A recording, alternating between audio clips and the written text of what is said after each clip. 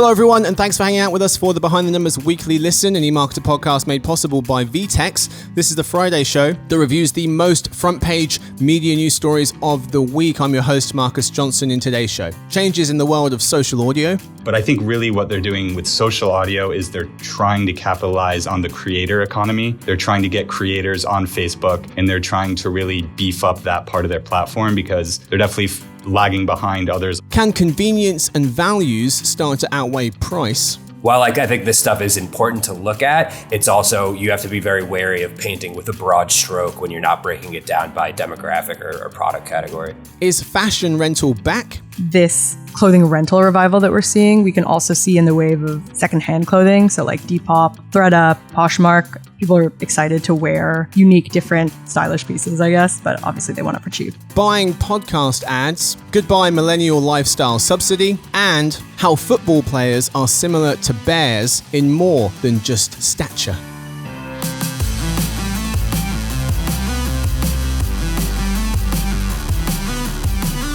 So joining me for this episode, we have three people. Let's say hi to them. We are joined by one of our analysts, it's Nina Goetzen.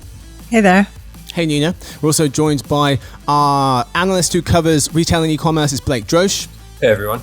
Hey chap. And finally we have one of our forecasting analysts, is Peter Vahle. Hello. Hey gang.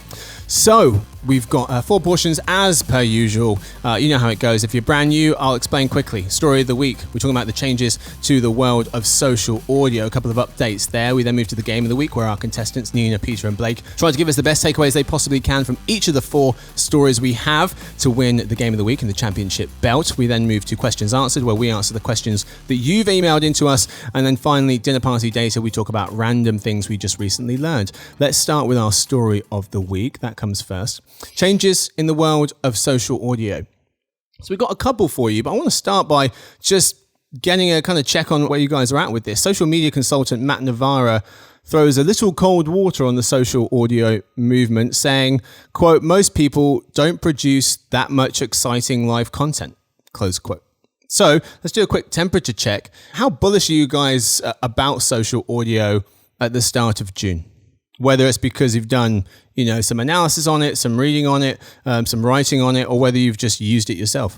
Yeah, I think that the initial hype has certainly died down, and maybe even the prospect of social audio being some sort of like new frontier of social networking and communication, as we sort of talked about it when it was coming on the scene, or I guess some people had talked about it. I think there's always been a sort of healthy degree of skepticism that existed, given the fact that like it sort of was this perfect moment for just the emergence of a new form of social, being group communication during the pandemic. But I think that, as we sort of see it settle in, if I had to sort of make a bet on it right now, I would say that social audio is going to continue to be sort of an existing social tool that's going to, exist as a feature across most social networks. But in terms of it being like a real game changer in terms of a new format for social media, I just don't really see that happening at this point.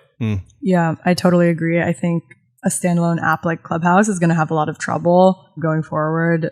I think Facebook and Twitter and everyone who's folding it into their already, their existing features might see more success in the long term. Peter, what do you think? Yeah, I think we're all kind of on the same page with this. I also think that social audio is going to be more of a complementary feature rather than a standalone app or service.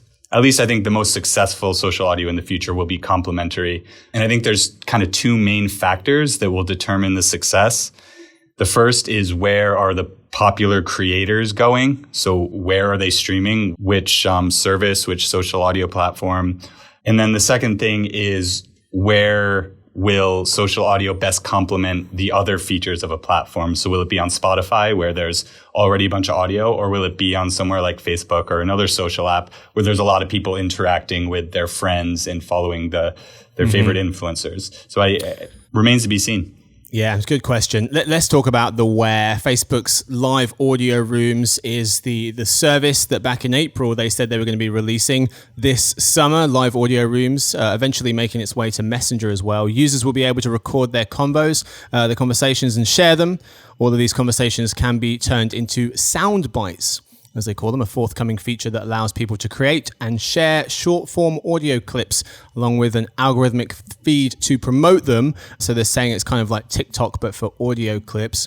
Facebook, we're yet to see the exact details of this and for it to be here with us, but is that a place where you think social audio can thrive? Yeah, I think so. Just given the sheer, user base of Facebook, I mean, if social audio in general becomes an adopted practice, it's just sort of natural that a lot of the activity will be taking place on Facebook. But I think secondly, the most promising aspect of Facebook that sort of lends itself to social audio is the idea of these larger groups that exist on Facebook that are usually like, keep people pretty active, especially younger people on the platform who are maybe not using Facebook as their main communication tool for social networks, but are still using the platform because they're parts of these groups that are quite large, have been around for a very long time, and are very specific for different types of interest groups that could lend itself well to a social audio feature. Yeah, I think part of why Facebook and Twitter are going to be so successful is because they solve the discovery issue that Clubhouse has had. I think Facebook groups are a great example of that. They can serve up like really relevant social rooms to people. And Twitter also, people already follow a lot of journalists or celebrities or people who would be hosting audio rooms. They already follow them on Twitter. Twitter also has a really good recommendation algorithm. And so that's why I think as a feature folded into these larger social media apps, they're more successful, or they have the chance to be. Yeah, I was going to say with Facebook, it seems like they're throwing out so many new features right now, and seeing which one will stick. And their recent track record hasn't been great with Facebook Gaming, Facebook Live, Facebook Watch, Facebook Dating, a lot of these things which have seen some momentum. They've had a little success, but ultimately they're losing momentum quickly, right? And Facebook now with all the talk of podcasts, and integrating podcasts from Spotify with the rest of Facebook, with podcast snippets and now live audio. What are they really going to double down on and what's going to have long-term success is hard to say. But I think really what they're doing with social audio is they're trying to capitalize on the creator economy. They're trying to get creators on Facebook, and they're trying to really beef up that part of their platform because they're definitely lagging behind others like TikTok, Twitter, Instagram, and such. So Facebook actually just announced this week that it's not going to be taking any revenue cuts from creators until 2023. Essentially, they're just trying to, like you said, tap into this creator economy, attract creators to the platform, and then hopefully users will follow because you're right, it is kind of on the downswing. You guys mentioned Twitter. Let's talk about them for a second. Twitter recently announced ticketed spaces where US users can apply to host paid live audio rooms. We had been expecting something like this. You have to have 1,000 followers and have hosted 3 spaces in the past month and be at least 18 years old. Twitter has partnered with Stripe to handle payments. Ashley Carman of The Verge notes that if you sell a $10 ticket, for example, Apple will take a 30% cut, leaving you and Twitter to split the remaining $7. 80% goes to you, so that's about $5.50. 20% to Twitter, so $1.50. Twitter will also cover the cost of Stripe's transaction fees. Hosts will need a Stripe account, though. Only US users can host these ticketed spaces for now. Anyone around the world can buy tickets. And Facebook, we're just talking about, they will also be letting users charge for access to its live audio rooms through a subscription or one-time fee. Thoughts, folks, on paid rooms, paid social audio rooms? Yeah, I'll say just the first reaction is that we still don't have proof that people are really willing to pay for audio-only content beyond music. And the Twitter coming out with this for social audio is coming out at the same time that Spotify and Apple are launching podcast subscriptions. But the jury's still out. We don't know if, people will be willing to pay a lot for podcasts on a monthly basis or an annual basis. So this experiment kind of keeps happening, and it's really hard to say, what people are going to be willing to pay for. I don't think anyone really knows yet. And it's not really clear to me how ticketed spaces will work with Twitter Blue, which is the Twitter, $2.99 per month new subscription they're offering. But again, it's another way that they're trying to incentivize creators, like what we just talked about with Facebook. A lot of these platforms want creators, and they're kind of doing anything they can to get them. Yeah, I'm very curious to see what share of revenue Twitter can make from subscriptions versus ads. You talked about Twitter Blue, super follows as well. Twitter's trying their best to make spaces as available as possible to people. They're saying that desktop and mobile web browsers, you can join from those places, making social audio rooms more accessible. Before, you could only join Twitter Spaces from the app. You can't host from the browser just yet, but you can join a room. Let's move on to one of Facebook's own properties, Instagram. It seems like they want in on the Clubhouse movement. At the start of May, Insider Intelligence analyst Mariel Soto-Reyes notes that Facebook was rolling out a new feature for Instagram Live that lets users turn off video to share audio-only broadcasts. As reported by Engadget, Mariel notes that, quote, it isn't yet possible for Instagram users to join a conversation the way they can on Clubhouse, close quote. But it does seem like they've made some adjustments to look a little bit more like a Clubhouse type platform. Folks, is Instagram a platform that can take advantage of social audio? Or is this they're trying to fit a round peg into a square hole? Vice versa? Yeah, I just don't think they need to. I think that their Instagram Live, like video streaming works just fine. And I can't see why they would try to do audio only. It just feels like it would make it more bloated, if anything. Yeah. Do you think there's something to be said for the audio without the video part, like the fact that you're able to switch it on and off? Do you think there's something to that? Because if you don't have video, it does allow people to multitask, and by multitask I mean do other things and not pay any attention. But you can also argue that maybe people, you could host longer rooms as well, so maybe you can have more detailed conversations because they're going on for longer. Yeah, I was just going to agree with Nina that Instagram Live is pretty successful, and I think a lot of people use it in the way that you would use Clubhouse, in the sense that, you can host it with another individual, or you could also bring another person on to host the live. And in terms of making it audio only, it's maybe that's just a simple toggle on, toggle off. That would be a feature of live, or just put your phone down on the table and the camera won't show up, and just talk into it. Right. Yeah. I think, Nina, I love that word bloated, because a similar thing is happening to Instagram with what's happening with Facebook, where they're trying to do everything, because Instagram's been doubling down on shopping. They added the new shopping tab, and they've really been going into video, with live and with IGTV and Reels and everything, that audio now, it's such a visual platform. The whole thing is visual, that are they really going to try to get people to go there for audio only content? It seems like a force.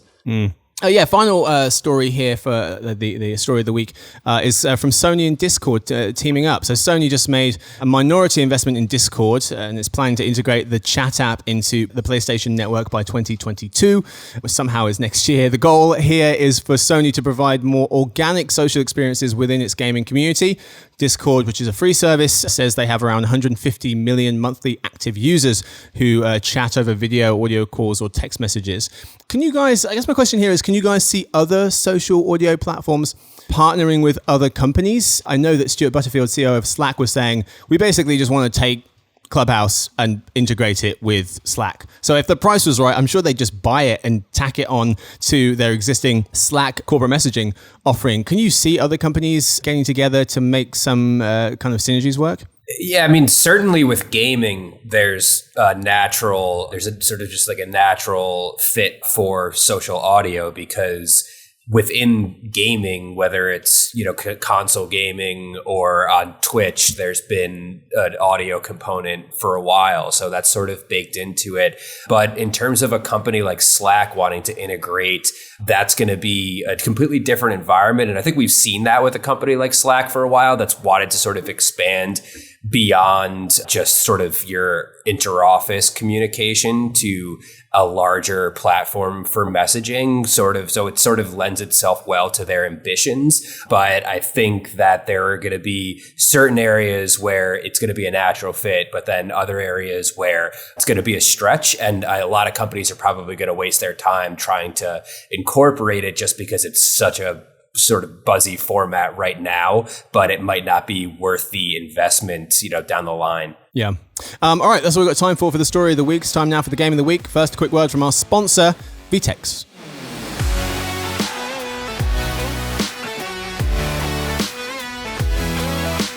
Retail's next competitive threat may come from a business model or a channel that didn't even exist a few months ago. This modern dynamic requires companies to adapt quickly, pivoting business seemingly overnight, something traditional commerce platforms just can't support. There's a new enterprise commerce platform on the rise, one that's fast, flexible, and doesn't require 9 months and $1 million to get up and running. Go to vtex.com/eMarketer to learn more. All right, folks, we are back. It's time now for the game of the week. Today's game, what's the point? The part of the show where we read out 4 stories and how our contestants, Nina, Peter, and Blake, tell us what they think is the main takeaway of the story. Okay answers get 1 point, good answers get 2, and best-selling answers get 3 points. Each person gets 20 seconds to answer before they hear this.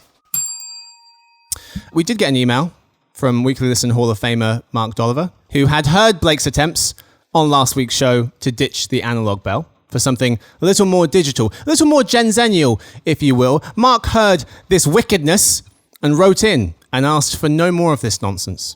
So the bell stays. I'm just trying to, bring this podcast into the 21st century with some cool sound effects and maybe make it more of like a morning drive radio DJ where there are all these like wacky sound effects and stuff like that, maybe some Funkmaster Flex bomb drops.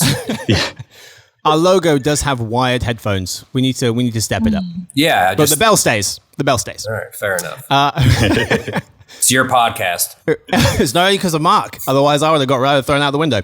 Bane in my life, this thing, carrying it around. Whoever has the most points after 4 rounds wins and gets the last word. That's how the game is played. Let's start with Peter. Let's start with Peter. Can convenience and values start to outweigh price for consumers?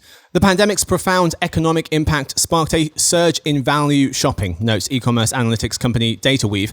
1/3 of lower income and 1/4 of middle income adults lost a job or took a pay cut. Lower and middle income households account for 8 out of 10 Americans. Research shows half of US adults were more price sensitive now than pre-pandemic. 8 out of 10 do at least one thing to find more value when they buy groceries. So this research suggesting that price is still very, very important. However, Nicole Silberstein of Retail Touchpoint suggests that today's consumers are increasingly prioritizing convenience across the entire shopper journey when buying things online. She cites a new study from e-commerce automation platform Linworks showing while cost is still a major factor, 1 in every 2 customers, half, said convenience was now more important to them than price in choosing who to shop with. So this suggesting convenience is a big deal. However, a recent article in Adweek by Pri Carr, GM of Market Research Solutions at SurveyMonkey, found 8 out of 10 folks bought something based on values in the past year, based on their values, not value. Half said they were much more likely to purchase from a company that shares their values. So, Peter, can convenience and values start to outweigh price? What's the point? There's definitely no simple answer here. Price is the most important factor for any purchase. I think it always has been, and it probably will be for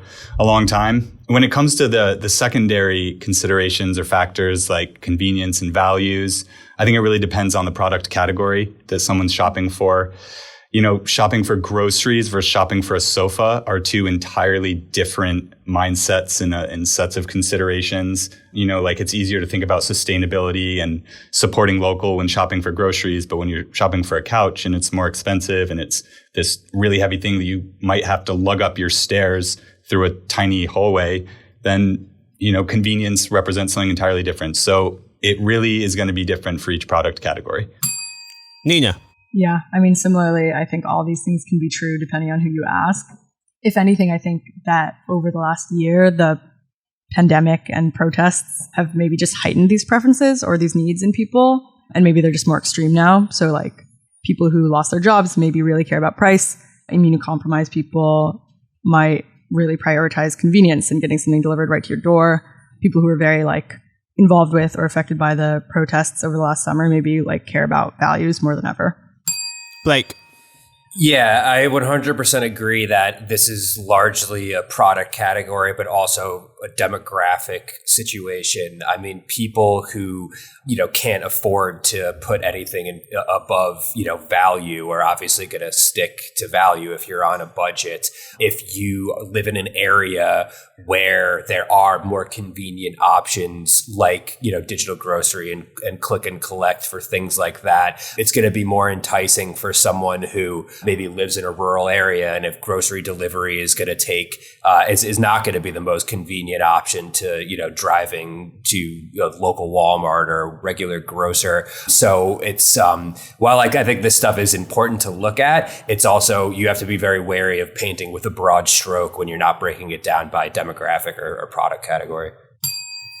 Next story is fashion rental back. Clothing rental companies certainly think so. Elizabeth Patton and Sapna Maheshwari of the New York Times write that, quote, "The pandemic hit the world of clothing rental hard. Now, companies like Rent the Runway say the market is booming like never before," close quote. The company's chief executive, Jennifer Hyman, recently said users had been returning in droves. And since their pandemic low last May, there's been a 92% increase in active subscribers, lured in part by discounts, with the number of customers on track to outpace 2019 levels by the end of the year. So, Nina, we'll start with you. Is fashion rental back? What's the point? Yeah, I think last time I was on, my dinner party data was about how pants with zippers and buttons had just begun to outsell sweatpants at LL Bean. Right. It's like super clear that people's clothing choices have been like affected by the pandemic, and stats like that show it. I also think this clothing rental revival that we're seeing, we can also see in the wave of secondhand clothing. So like Depop, ThredUp, Poshmark.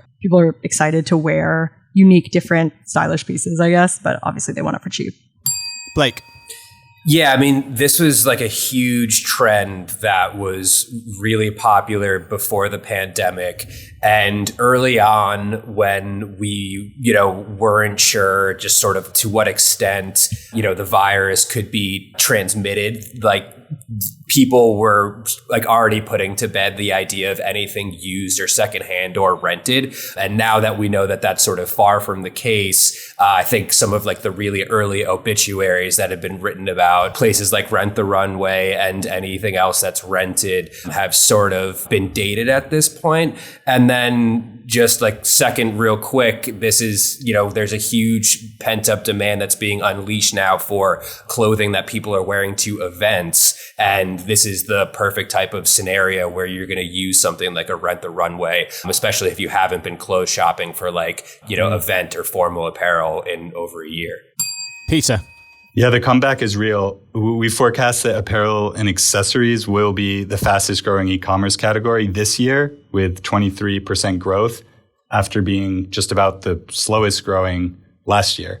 So people have had a lot of time at home to not buy clothes, basically, and think about, what their clothing purchases are going to be like in the future. And I think they've made some adjustments. The one from that article that we read is style. People seem to be, dressing to impress, or at least wanting to, now that you're out and about more. And then also, the renting thing. I think, Blake, you made a great point. Like, there's pent up demand for people specifically going out to weddings and events and parties and things where you might want to get a little more dressed up. And I think in the long term, companies recognize that there is a huge potential for really great profit margins from renting clothing at a high price and doing that over and over again, rather than just selling something once. So I think this trend is here to stay. Yeah, that profit margins thing, I hadn't considered that. There was the Bain & Company reports. They were talking about how luxury brands, for them, rental could represent 10% of revenue by 2030. And then they went on to say that if an item is rented 20 times, it generates a 40% profit margin or more than. So yeah, lots of money to be made there. There's still a great consumer concern about sustainability. That hasn't gone away completely. So companies like Rent the Runway will benefit from that trend. Rent the Runway also pointed to a few different tiers of subscription that they're offering, which is appealing to more folks as part of the reason they're having some success this year. Corsair Research says the size of the US rental apparel market was $1.3 billion in 2019. It dropped to 1.1 last year and expected to rebound to 1.2 in 2021. So 1.3, 1.1, 1.2. And Marcus, if I could just quickly say, I just thought Please. of this. If these companies get into upcycling clothing, then they'll basically never have to buy new clothes because they, they get some design houses and they start manufacturing clothes themselves and upcycling stuff that is no longer in fashion. I mean, that wheel could just keep turning forever. So could happen. It's interesting. Yeah, very.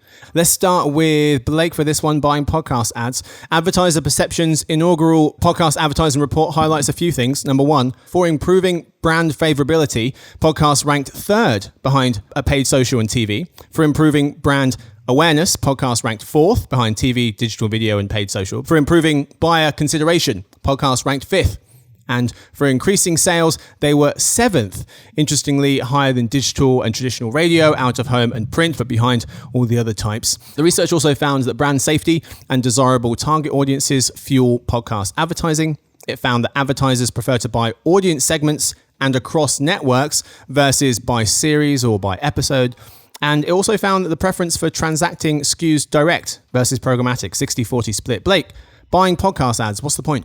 Man, that's a very overwhelming amount of statistics there, Marcus. I'm not quite sure. I'm not quite sure where to go with that. But just to get, if you're looking for my overall take on podcast advertising, I think it is at this place now where, it started off as something that was very appealing to advertisers because you had a host reading a lot of the ads to a niche audience, and it was usually really effective on identifying, the audience and making products a good fit. And now that there's been more technology introduced in favor of segmentation and things like that, it's sort of reaching this good medium point in between where it's not entirely automated. There's still an element of personalization to it, but there's the enablement of technology that's making it a little bit more scalable and a little bit more targeted. So I think it's something that is just going to keep growing. I don't think we've reached anything close to like a saturation point of, podcast advertising. Peter. Yeah, definitely. Definitely not. We expect podcast advertising to grow almost 40% this year. So even slightly faster than last year, because there was a lot of downward pressure on advertising last year in general, especially on podcasts, and especially in April and May at the beginning of the pandemic when a lot of people pulled back some of the more experimental or, just newer forms of advertising. But it's bounced back really strong. We've seen Spotify, Sirius, and iHeartMedia all sort of consolidate all of their different advertising capabilities and tools. So there's a bunch of new podcast marketplaces that are pretty attractive options for advertisers. And that's certainly going to boost programmatic advertising in this space this year and beyond. And like what Blake was talking about, it's definitely shifting more programmatic. But we've all talked about this. We don't think host-read ads are ever going to go away. There's too much of a value there. And that's why sort of podcast advertising ranks so highly on intimacy and some of these metrics. So it's going to be a healthy balance of both programmatic and host-read. And it's going to keep growing. Nina. Yeah, I think the stats in this piece speak for themselves. I think the article itself kind of makes the case that a lot of advertisers listen to podcasts, and like that familiarity is why they're so into podcast ads. But I think the stats actually tell a different story. It's just like they're good. That's the long and short of it. I don't think that podcast ad buys would be any lower, even if fewer advertisers listen to them.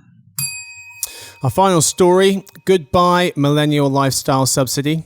The price for Ubers, scooters, and Airbnb rentals is going up as tech companies aim for profitability, writes Kevin Roos of the New York Times. He notes that experiences like these were common during the golden era of the millennial lifestyle subsidy, which he calls the time period from 2012 through early 2020, when many of the daily activities of the big city 20 and 30-somethings were being quietly underwritten by Silicon Valley venture capitalists, is a point that Mark Tolliver used to make quite a lot. So he was saying, Mr. Roos was accurately noting that we, the millennials, plunged MoviePass into bankruptcy by taking advantage of its $10 a month all-you-can-watch movie ticket deal. We took so many subsidized spin classes that ClassPass was forced to cancel its $10 a month unlimited plan, and we filled graveyards with the carcasses of food delivery startups. It's a bit dark. But now users are noticing these activities can be pricey, with the average Uber and Lyft ride costing 40% more than it did a year ago, says Recruited Intelligence, and the average daily rate of an Airbnb Airbnb rental growing 35% year on year in Q1 2021, says its company's filings. Peter, let's start with you. Goodbye millennial lifestyle subsidy. What's the point? A couple throwback companies and subscriptions in that article that I have not thought about in a little while. I mean, Movie Pass, where you $9.95 a month for unlimited movies, where like going to the movie once is double that usually. What were they thinking? I don't even know how that was a thing. And also Meal Pal, that service that a bunch of us in the office had, where it was like $5 a meal from a bunch of places around the office, which took off right before we all were sent home. But anyway, yeah, I think it's a supply and demand problem in a lot of ways, where there's a shortage of labor and skyrocketing customer demand with the economy opening back up. And we see that in a lot of different industries right now. And I think it's just exaggerated in some ways with these sharing economy companies. But the author makes a really good point. If these companies were ever going to make a profit, then the prices were going to have to go up and all of us were going to have to pay more. So I think that's kind of the long and short of it. And with all the scrutiny on these companies in terms of giving more, offering their employees more in terms of benefits, full-time positions, so on and so forth, like it's very unlikely prices will drop in the future. Nina. Yeah, I think there was always this knowledge that it was going to end at some point. Also, as a Gen Z, this is also a Gen Z lifestyle subsidy. It was great being a broke teen and college student through the days of very cheap Uber, especially because I can't drive. But yeah, I feel like now that I've gotten older and got a job, now they're starting to disappear. I'm like getting weaned off.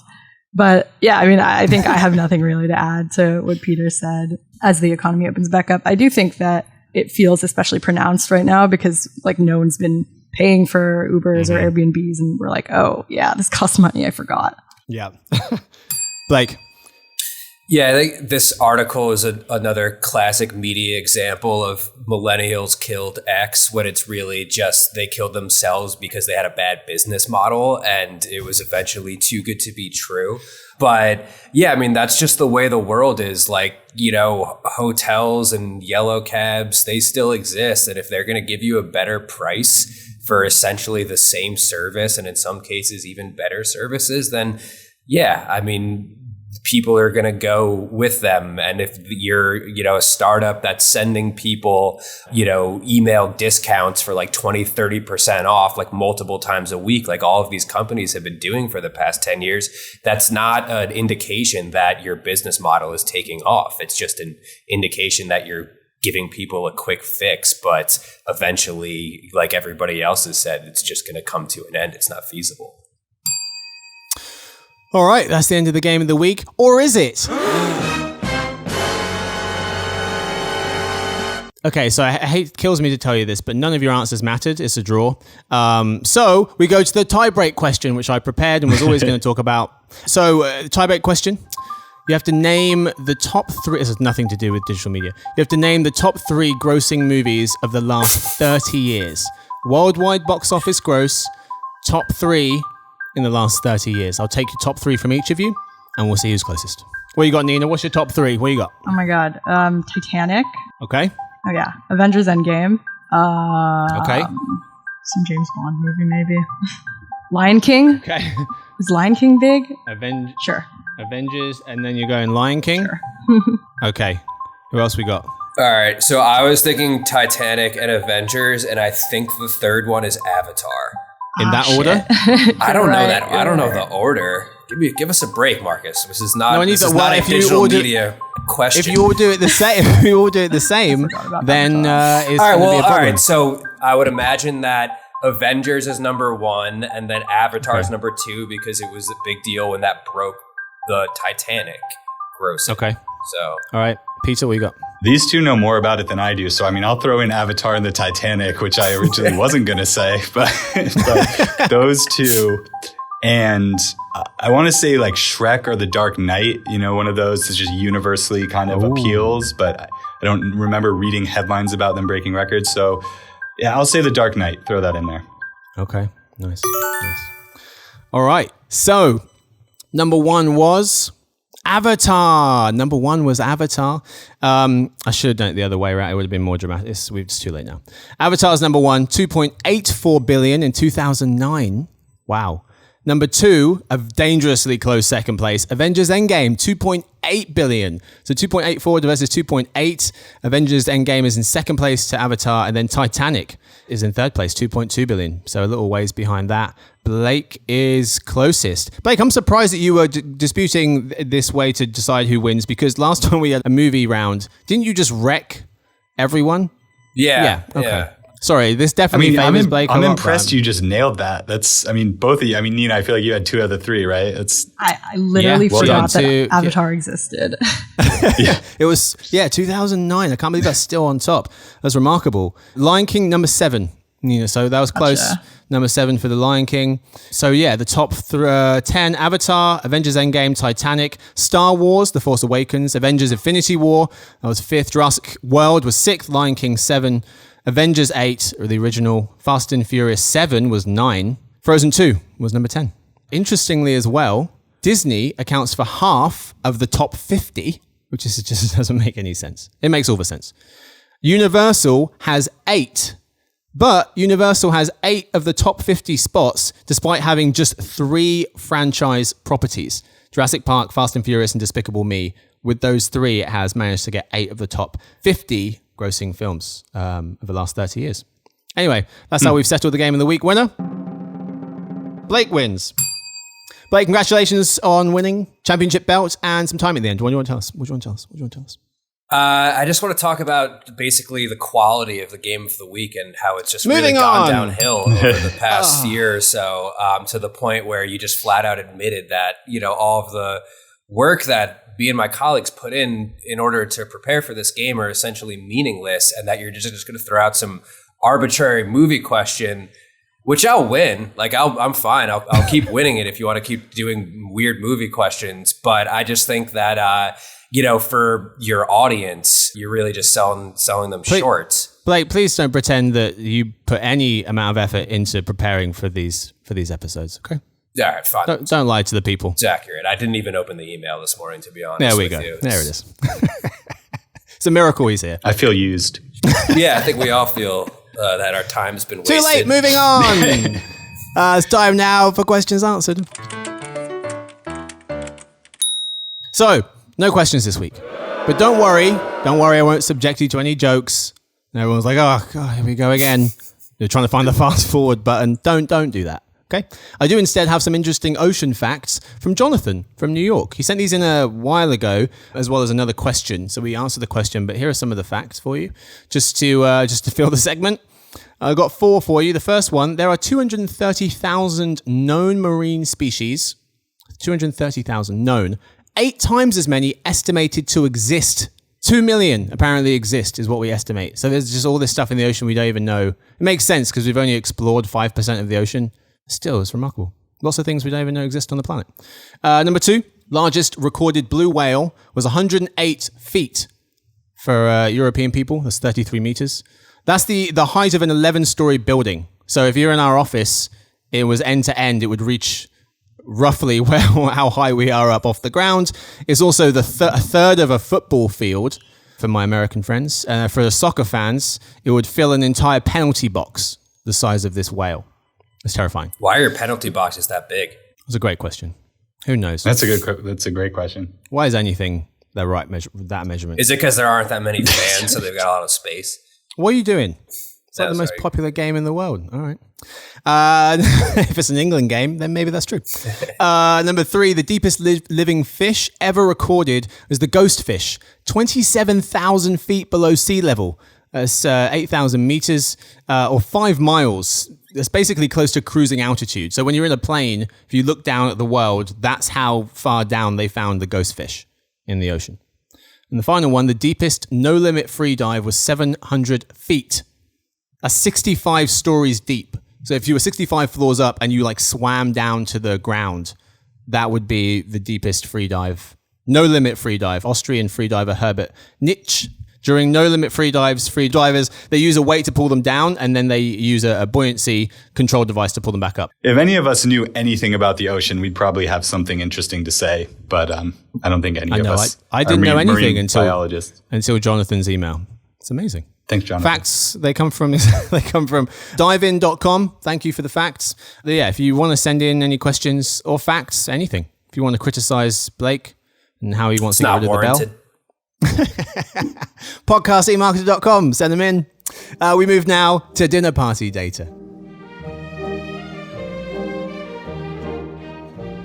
It's the part of the show where we tell you the most interesting thing that we've learned this week.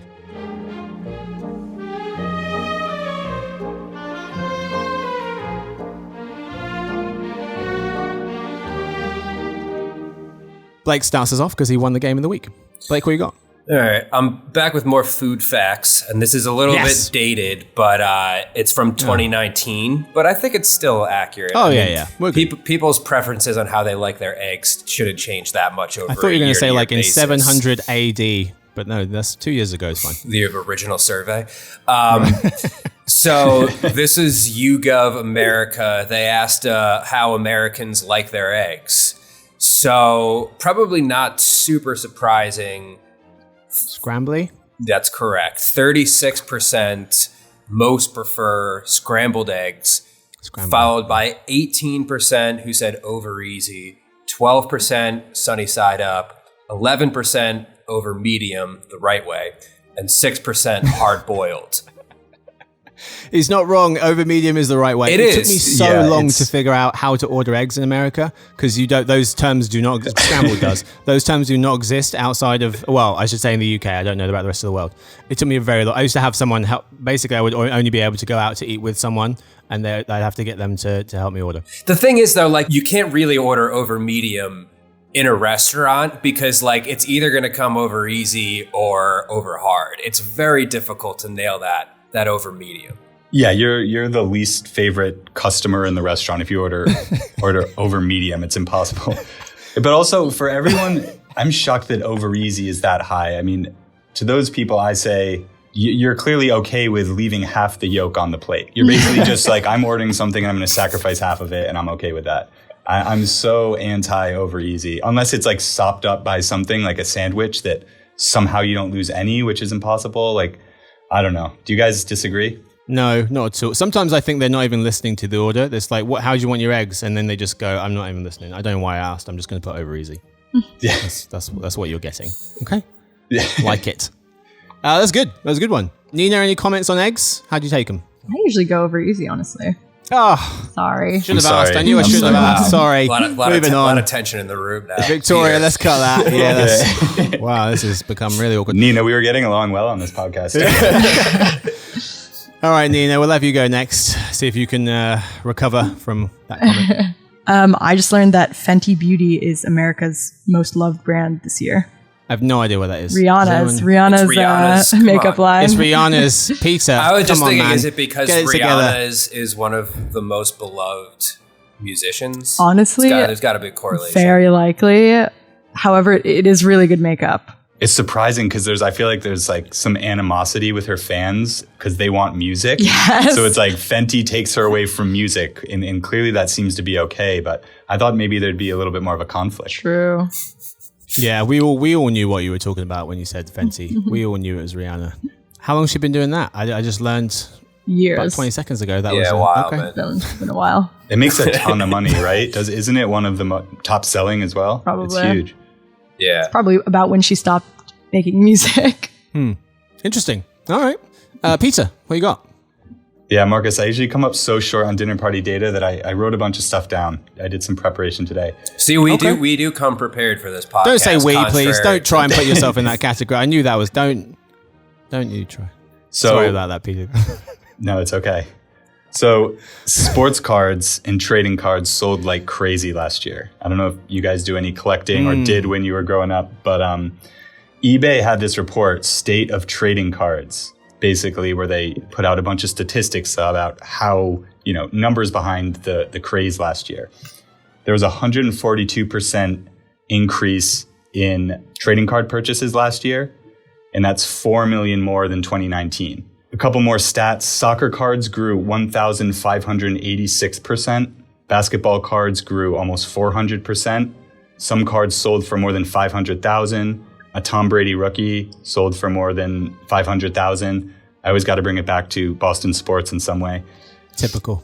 And yes, and this craze it's not just eBay. Those stats were all eBay specific, but separately, a LeBron James rookie recently sold for $5.2 million. It was a game-worn jersey card. And a Tom Brady rookie sold for $2.2 million. And the list kind of goes on. There's been some really high-profile card sales. And it's awesome. Like I have a bunch of cards from growing up that I'm holding on to. So this was great news. This was fantastic. Yeah. But really, really interesting, sort of this hobby-driven boom. Yeah, why the resurgence? I mean, I have a theory. I'd love to hear what you guys think. I mean, my theory is just that people who had money, people with means, looked for new ways to spend their money. The same reason that Bitcoin and Dogecoin and everything just blew up last year, or other thing, or the NFT craze, right? I think it's similar to that, where people like collectibles and they want to put their money in something that, excites them or interests them or is maybe even a little risky. I think people were bored and that kind of investment was attractive last year. I don't know. Any other theories? No?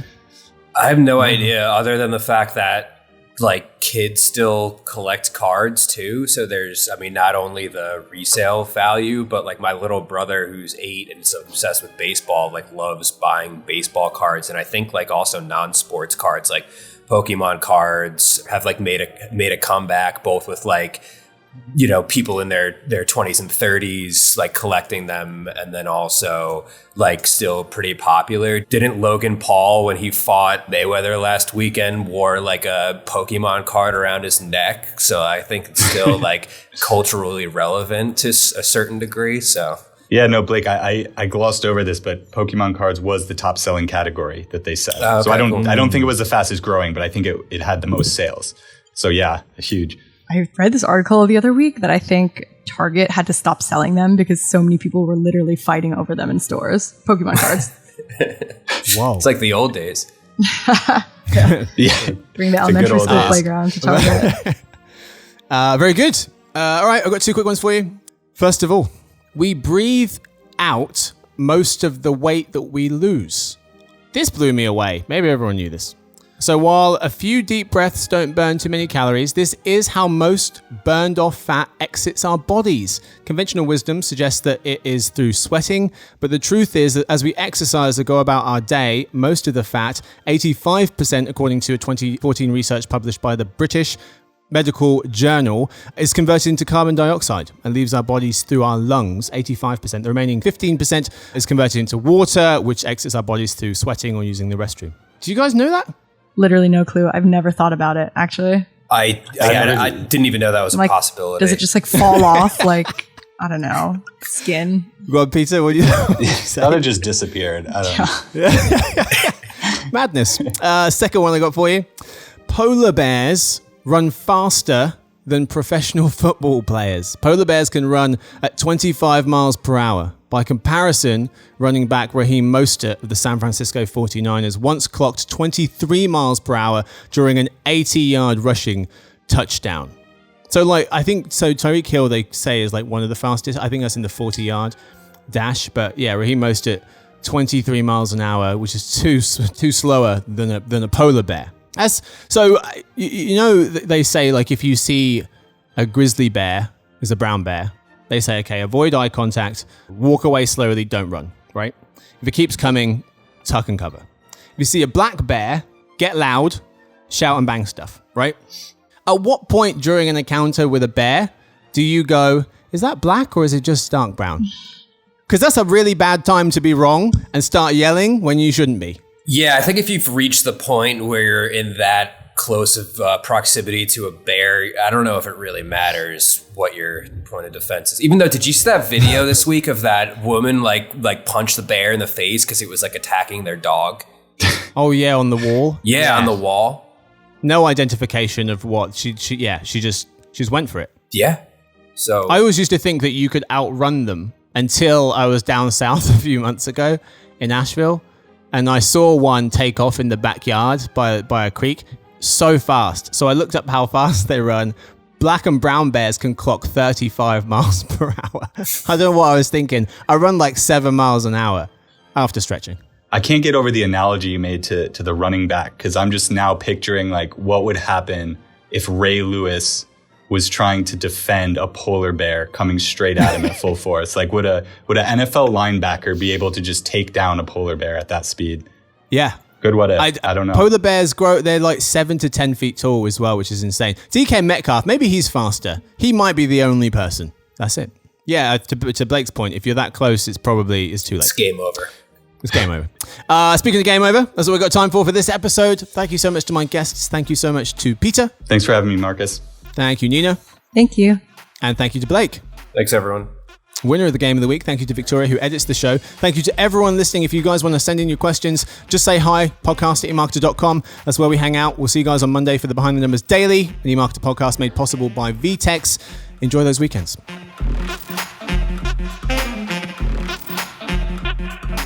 So, Peter, you're facing west. Nina, where are you facing? South. South. And Blake, what you got? East. Yeah, okay. Like, we've got it all covered. Victoria, you got the north side covered? Does anyone else do the never eat soggy waffles? Yes, or do you guys have different ones? I do never eat soggy waffles. Yeah, same ones. Nice. We had shredded wheat, but I don't think that's a thing over here. You're lucky. It's awful. Terrible. It's another terrible British analogy.